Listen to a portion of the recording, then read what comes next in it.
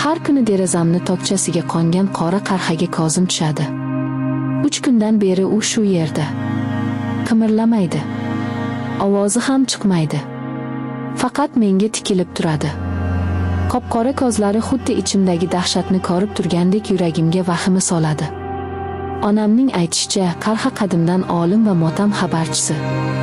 Balki u menga ham olimim yaqinligini aytgani kelgandir. Kim biladi? Hammasi 3 kun oldin boshlandi. Bizning mahallamiz eski shaharning chekkasida joylashgan. Hovlilar katta. Devorlari baland. Bir-birimiz bilan unchalik bordi-keldi qilmasdik. Lekin hamma bir-birini tanirdi. Ayniqsa bizning uyimiz yonidagi qo'shnimiz. Karim otani hamma hurmat qilardi. 80 qoralagan bu chol mahallaning eng keksa kishisi edi. Uning yoshidagilar allaqachon bu dunyoni tark etgan. U esa hali ham tetik, qaddi bukilmagan. Oppoq soqoli ko'ksiga tushgan. Egniga doim o'ziga yarashgan nimcha kiyib olardi. Har juma masjidga birinchilardan bo'lib borishini, 5 vaqt namozini kanda qilmasligini butun mahalla bilardi. Odamlar u bilan maslahatlashar, duosini olishga oshiqishardi. Nuroniy otaxon, shunday insonlar bor, dunyomiz tinch, derdi onam ham u kishini ko'rganda. Men ham Karim otani hurmat qilardim. Bolaligimda uning hovlisidan chiqmasdim. Kampiri Rayhon momo tirikligida hovlisi gulga to'la edi. Momo menga shirin kulchalar pishirib berardi. Karim ota esa ertaklar aytib berishni yaxshi ko'rardi. Uning ertaklaridagi qahramonlar doim yaxshilikka intilar, yovuzlik esa jazosini olardi. O'shanda uning ko'zlarida mehr va nur balqib turardi. Rayhon momo 5 yil oldin olamdan o'tdi. O'shandan beri Karim ota yolg'iz yashay boshladi. Farzandlari shaharda o'zlari bilan o'zlari bo'lib ketishgan. Haftada bir kelib xabar olishardi. Otaxon ko'pincha darvozasi oldidagi o'rindiqda xayol surib o'tiradi. O'sha kuni ham shunday o'tirgan edi. Kollejdan qaytayotgandim. Darvozamizga yaqinlashganimda u meni chaqirdi. "Qizim, Nozima, bir daqiqaga to'xtab o't" dedi. Men to'xtadim. "Labbay, ota" dedim jilmayib. "Shu qizim", uydagi chiroq o'chib qoldi. Nima bo'lganini tushunmadim. "Bir qarab bera olasanmi? Kozim ham yaxshi ko'rmaydi, o'zing bilasan" dedi u.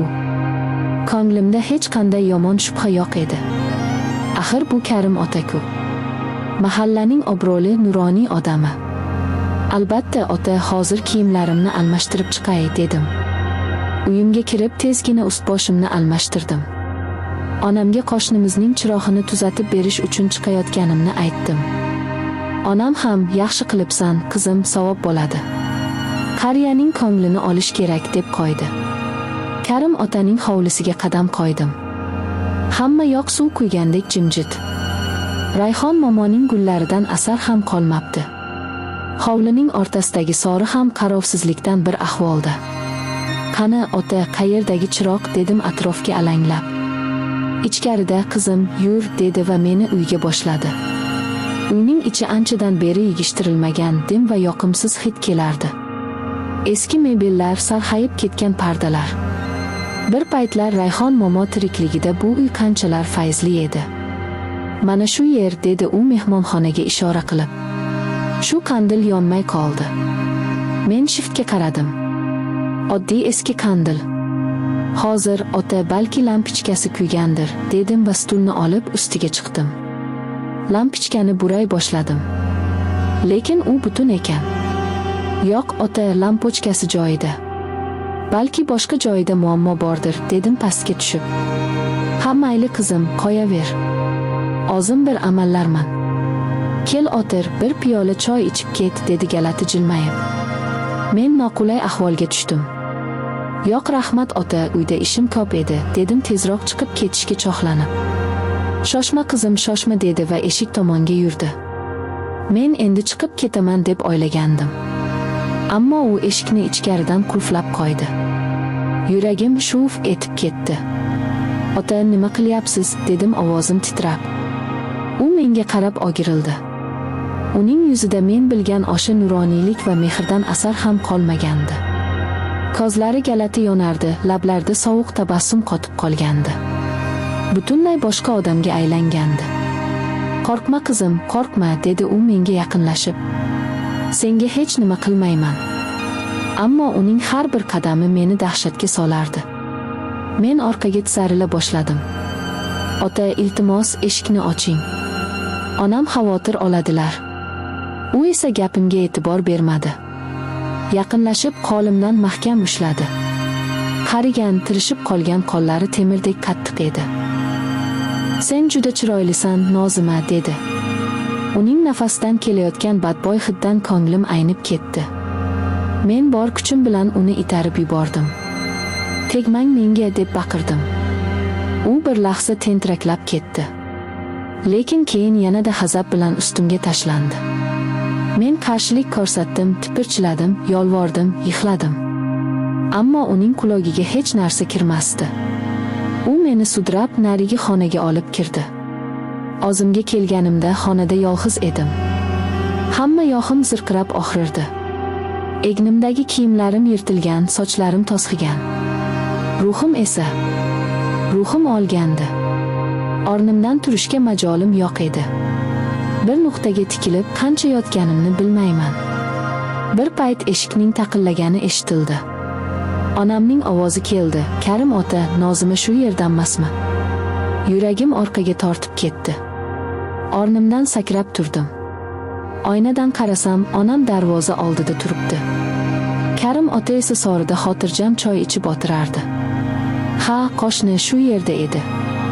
Chirog'imni tuzatib berdi-da, hozirgina chiqib ketdi. "Uylaringizga kirib ketgandir", dedi u xotirjamlik bilan. Onam unga ishonib orqasiga qaytdi. Men nima qilishni bilmasdim. Agar hozir chiqib hammasini aytsam, nima bo'ladi? Hech kim menga ishonmaydi. Hamma Karim otaga ishonadi. U nuroniy, taqvodor chol. Men nima deyman? Uning uyiga o'zim kirganman-ku. Qo'rquv, uyat, chorasizlik butun vujudimni qamrab oldi. Yig'lashga ham kuchim qolmagandi. Orqa eshikdan chiqib, devordan oshib o'z hovlimizga otdim. Hech kimga ko'rinmay xonamga kirib oldim. Eshikni qulflab, o'zimni karavotga tashladim. O'shandan beri xonamdan chiqmayman. Onamga o'zimni yomon his qilayotganimni aytdim. U bechora nima qilishini bilmay atrofimda girdi-kapalak. Doktor chaqirmoqchi bo'ldi, men ko'nmadim. Endi men uchun hamma narsa o'z ma'nosini yo'qotdi. Oynaga qaragim kelmaydi, o'zimdan o'zim nafratlanaman. Vujudim ifloslanganini, ruhim toptalganini his qilaman. Eng yomoni, hech kimga dardimni ayta olmayman. Bu sir meni ichimdan kemiryapti. Karim ota esa hech narsa bo'lmaganda yashayapti.